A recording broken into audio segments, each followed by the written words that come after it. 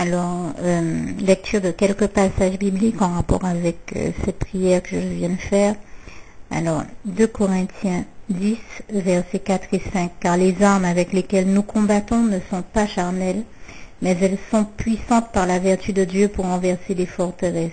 Nous renversons donc les raisonnements et toute hauteur qui s'élève contre la connaissance de Dieu, et nous amenons toute pensée captive à l'obéissance de Jésus-Christ, au nom puissant de Jésus. Et il est clair que, comme il est écrit en Éphésiens 6, versets 10 à 18, un passage relatif aux armes spirituelles, aux armes de Dieu qui sont des armes spirituelles, donc il s'agit de demeurer dans une attitude spirituelle et de ne jamais tomber dans le piège de l'ennemi qui voudrait nous voir rentrer dans un fonctionnement charnel et devenir physiquement violent ou psychologiquement ou moralement violent, enfin en tout cas avoir une violence verbale.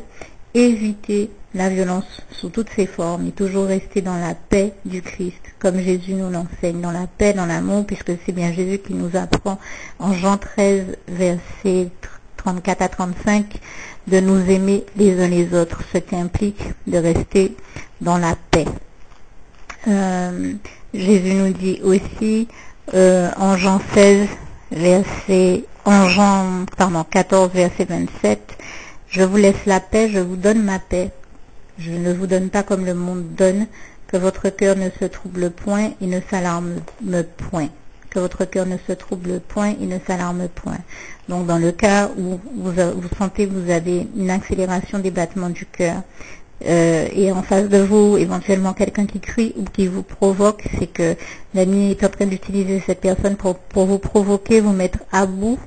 vous mettre hors de vous-même. Ne vous laissez surtout pas aller à la violence physique, ne tombez surtout pas dans son piège et dans l'écueil de devenir violent physiquement, mais restez plutôt dans la paix du Christ et demandez au Seigneur de vous délivrer de cette situation, de disperser tous les esprits de provocation que l'ennemi utilise à ce moment-là contre vous, de provocation et de guerre, puisque le but du diable, c'est d'amener la guerre, là où Jésus, qui est le prince de paix, comme il est écrit en Ésaïe 9, verset 6,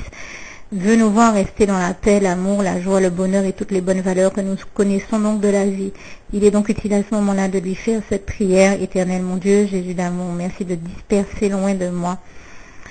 tout esprit de provocation, de guerre, tous ceux qui prennent plaisir à combattre, à semer la zizanie, la discorde entre les hommes, entre les êtres humains. Merci de m'en délivrer totalement et de remplir mon cœur totalement de ta paix. Et c'est au nom puissant du Seigneur Jésus que j'ai fait cette prière.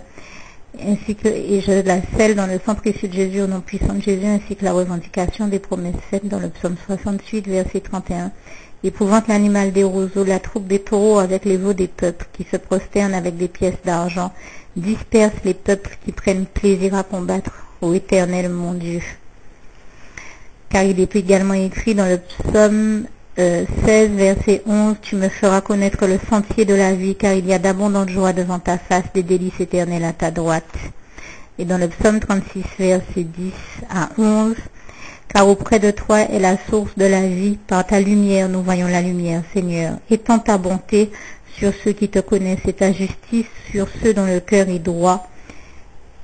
Au nom puissant de Jésus, je scelle toutes ces prières, ces demandes ainsi que ces revendications dans le sang précieux de Jésus, au nom puissant de Jésus, ainsi également que la revendication de la promesse faite en Romains 12, verset 2, verset 21, verset 19, et aussi en Galates 6, verset 7 à 10, où il est écrit que l'homme ne vous y trompe point,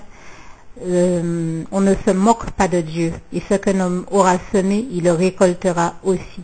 Je scelle toutes ces paroles, ces revendications, ces prières, cette prière et ces revendications de la parole de Dieu faites dans les passages bibliques cités, dans le sang précieux de Jésus, au nom puissant de Jésus.